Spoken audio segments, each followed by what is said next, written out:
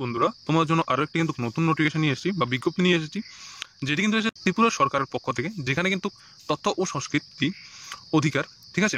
এখানে কিন্তু তোমাদের কিন্তু বলা হয়েছে যে সাংবাদিক সম্মেলনে খাদ্যমন্ত্রী, ঠিক আছে, মন্ত্রিসভা বৈঠকে রাজ্যের বিভিন্ন দপ্তরে প্রায় 469টি পদে লোক নিয়োগের সিদ্ধান্ত নেওয়া হয়েছে, ঠিক আছে। রাজ্যের বিভিন্ন দপ্তরে 469টি পদে লোক নিয়োগের সিদ্ধান্ত নেওয়া হয়েছে। গত 13 থেকে 15 জুন রাজ্যের মন্ত্রিসভা বৈঠকে এই সিদ্ধান্ত নেওয়া হয়। আজকের সচিবালয়ে প্রেস কনফারেন্স হলে এক সাংবাদিক সম্মেলনে খাদ্যমন্ত্রী সুশান্ত চৌধুরী মন্ত্রিসভা গৃহীত সিদ্ধান্ত সমূহের কথা জানান।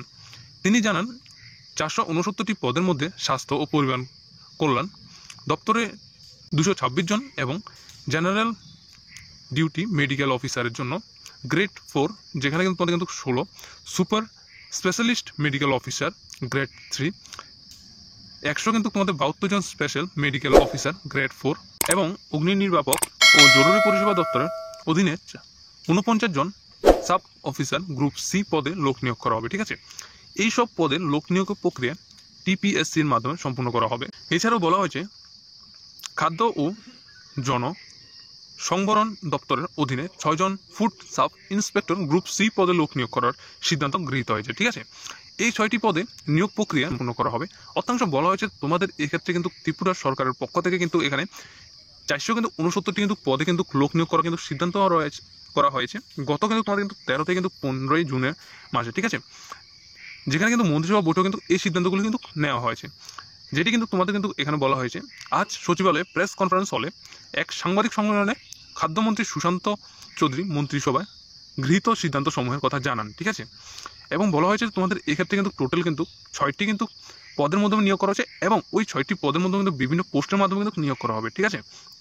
যেখানে কিন্তু প্রথমত রাখা হয়েছে তোমাদের 226 জনকে কিন্তু অবশ্য কিন্তু স্বাস্থ্য ও পরিবার কল্যাণ দপ্তরে কিন্তু নিয়োগ করা হবে এবং বলা হয়েছে যে তোমাদের জেনারেল ডেপুটি অফিসার, যেখানে কিন্তু গ্রেড 4 এবং 16টি কিন্তু super specialist medical officer grade 3 এবং তোমাদের কিন্তু 100 কিন্তু 72 জন স্পেশালিস্ট মেডিকেল অফিসার হিসাবে নিয়োগ করা হবে। এবং বলা হয়েছে অগ্নি নির্বাপক এবং জরুরি পরিষেবা দপ্তরের অধীনে 49 জন সাব অফিসার গ্রুপ সি পদে লোক নিয়োগ করা হবে, ঠিক আছে। এই সবগুলি পদে লোক নিয়োগ প্রক্রিয়া টিপিএসসির মাধ্যমে সম্পূর্ণ করা হবে এবং বলা হয়েছে যে তোমাদের এই যে সমস্ত দপ্তরগুলো রয়েছে এই দপ্তরগুলো অবশ্যই কিন্তু তোমাদের টিপিএসসির মাধ্যমে কিন্তু নিয়োগ করা হবে। এবং বলা হয়েছে যে এছাড়াও খাদ্য ও জন সংবরণ দপ্তরের অধীনে 6টি food sub inspector group C পদে নিয়োগ করার সিদ্ধান্ত গৃহীত হয়েছে। অর্থাংশ যে 6টি কিন্তু গ্রুপ সি পদে কিন্তু সাব ইন্সপেক্টর কিন্তু ফুড ডিপার্টমেন্টে নিয়োগ করা হবে, সেটি কিন্তু তাদের কিন্তু অবশ্যই জিআরবিটির মাধ্যমে কিন্তু নিয়োগ করা হবে, ঠিক আছে। সাংবাদিক সম্মেলনে খাদ্যমন্ত্রী আরও জানান যে মন্ত্রিসভা বৈঠকে কেন্দ্র সরকারের পরামর্শে Nischintapur railway station, Sabroom, ICP এবং আগরতলা এমবিবি এয়ারপোর্ট ইমিগ্রেশন চালু করার সুবিধার্থে রাজ্যের অবসরপ্রাপ্ত 67 জন পুলিশ অফিসারকে পুনঃনিয়োগ করার সিদ্ধান্ত নেওয়া হয়েছে।